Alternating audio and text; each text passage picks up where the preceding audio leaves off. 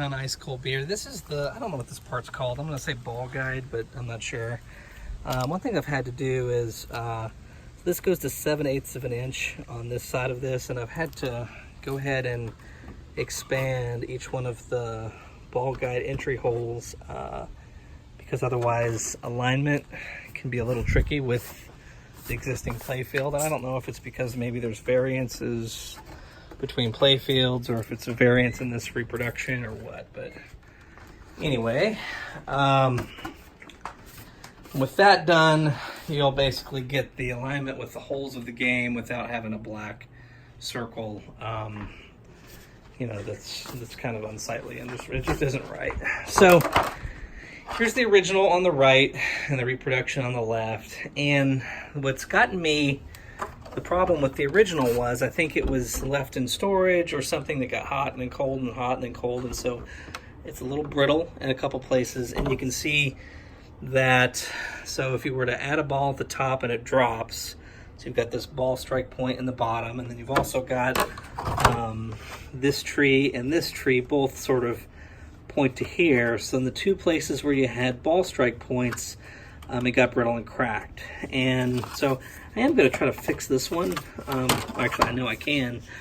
But on the replacement, my thought was to, and then I guess there's one other problem on the replacement. So if you look at, this is sort of kind of the ball trough. So you imagine the ball falls down here, and there's this gentle grade.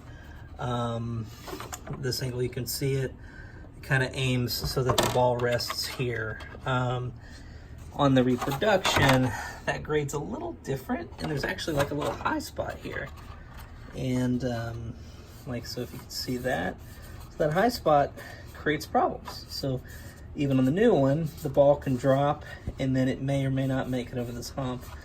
And then also, this just, it's going to have the same problem. I mean, it's still a very thin piece of plastic, and over time, those ball strikes are going to cause some problems. So, got some anti-skid pads. It's the only kind of, just looking for some kind of rubber or sponge rubber with an adhesive back, and then some little plastic shims.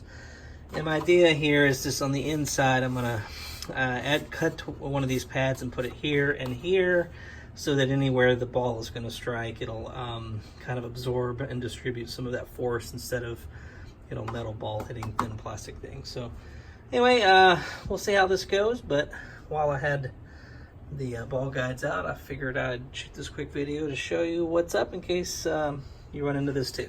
And then the last thing I'm going to have to do, hopefully, on mine is that my solenoid, my up kicker here, doesn't go high enough and it doesn't work. So it not working at all, I've already replaced the coil. So that leads me to, I've probably got a transistor on the board I'll have to replace. And then my guess, I don't really know, but my guess is maybe this plunger maybe is the wrong plunger. So reached out to Pinball Resource to see if they've got one, and if not, I may just order a couple of randoms and see if I can make something work. But that's progress on ice cold beer. So far we're, I think, 20 times more work on it than play on it, but hey, it'll be worth it on the other side.